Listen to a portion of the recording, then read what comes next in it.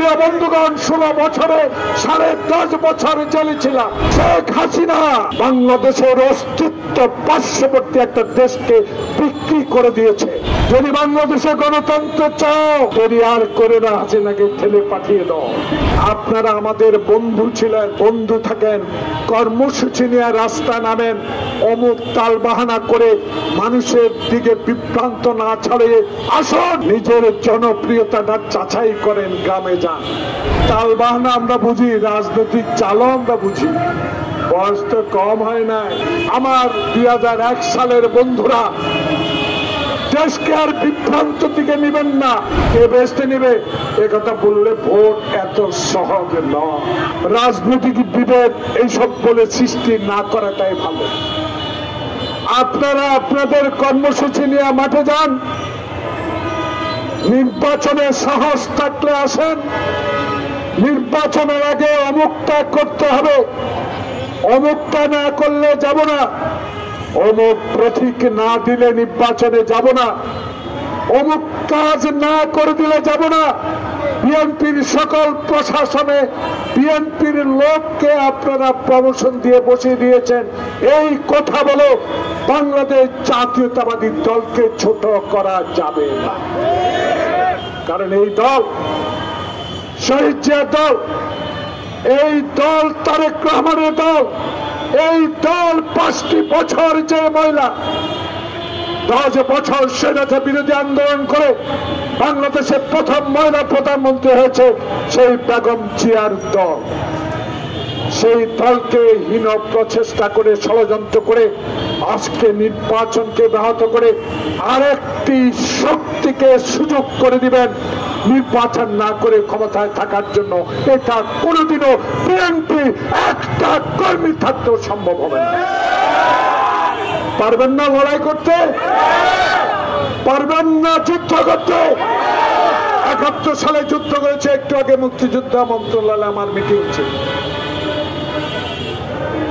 সেখানে জেনারেলদেরকে যারা যুদ্ধ করেছে আমাদের সাথে, পা দেখে পা ধরে সালাম করতে ইচ্ছা করছে। প্রিয় ভাইরা, যে যুদ্ধের মধ্যে দিয়ে একটা দেশ পেলাম, সেই দেশের বিরুদ্ধে ষড়যন্ত্র করে, সেই দেশকে ছোট করে একটি দেশের প্রতি যারা সমর্থন দিয়েছেন, ক্ষমা আর ভুল অপরাধ এক নয়। অপরাধের বিচার করবে শেষ দিকে মৃত্যুর পর আল্লাহ, আর এই পৃথিবীতে অপরাধের বিচার করবে জাস্টিস, বিচারপতিরা। তাই আমি স্পষ্ট ভাষায় একজন মুক্তিযোদ্ধা হিসাবে, একজন রাজনৈতিক কর্মী হিসাবে আজকের এই দল থেকে বলতে চাই, অনুগ্রহ করেন, আপনারা আমাদের বন্ধু ছিলেন, বন্ধু থাকেন, কর্মসূচি নিয়ে রাস্তা নামেন, অমুক তাল বাহানা করে মানুষের দিকে বিভ্রান্ত না ছড়িয়ে আসুন, নিজের জনপ্রিয়তাটা যাচাই করেন, গ্রামে যান, আসুন লড়াই করেন।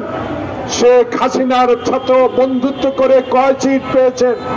যে শেখ হাসিনা বাংলাদেশের অস্তিত্ব পার্শ্ববর্তী একটা দেশকে বিক্রি করে দিয়েছে।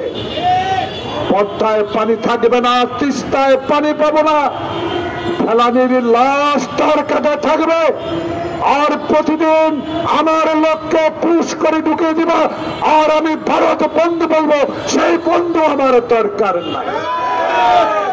এমন বন্ধু চাই, এমন প্রতিবেশী চাই, যেই প্রতিবেশী হাসপাতালে থাকা এরশাদকে বিনা দস্তখতে এমপি করতে পারে। এমন বন্ধু চাই না যে বন্ধু হাসিনাকে আশ্রয় দিয়ে চড়াই চুলাই আগস্টের এই বিপ্লবে হাজার ছাত্র জনতাকে আহত করে হত্যা করে পালিয়ে গেছে, তাকে আশ্রয় দিয়েছ।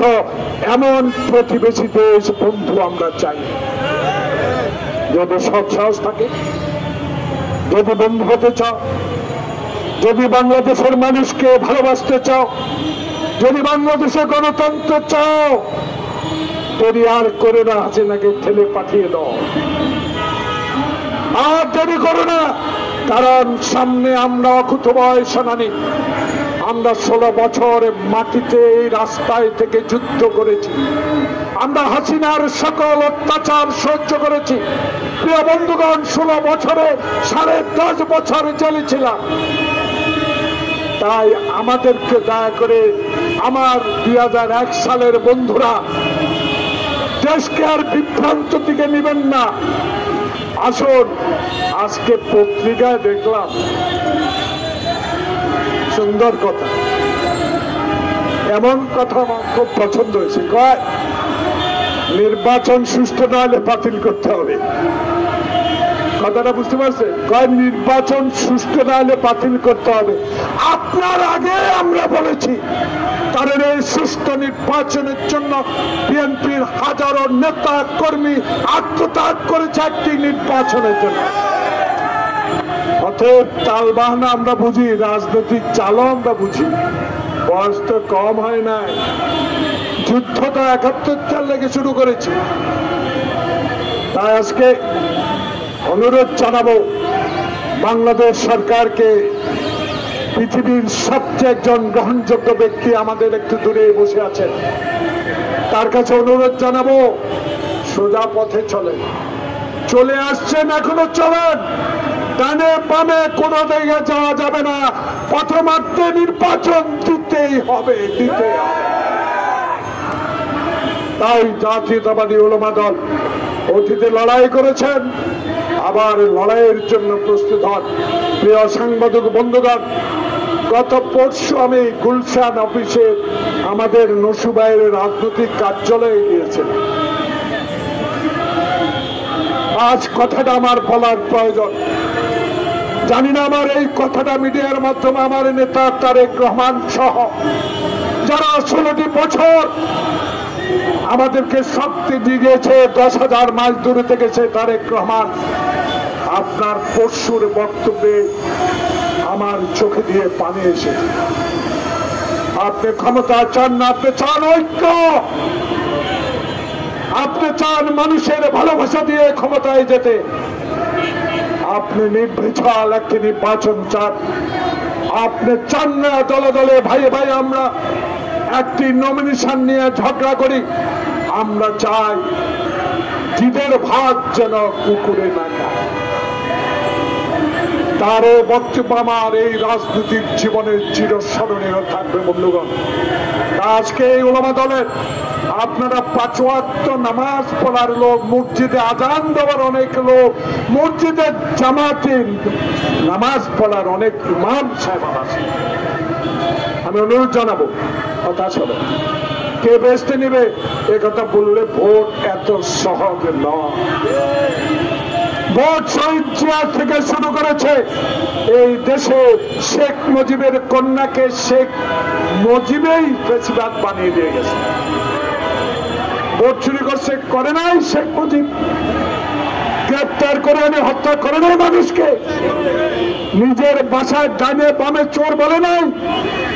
গোলাম মোস্তফাকে বলে নাই 6 কোটি কম্বলের মধ্যে আমার কম্বল কোথায়? ব্যাংক ডাকাতির কথা বলে নাই? হেলিকপ্টারে করে ভোটের বাক্সে আনে নাই? 1 মিনিটে গণতন্ত্র শেষ করে নাই?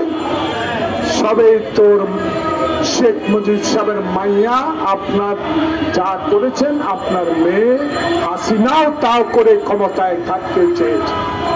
জনতা এমন শক্তি, আল্লাহর দেওয়া শক্তি, সেই শক্তি দিয়ে আপনি বিতাড়িত হয়েছেন।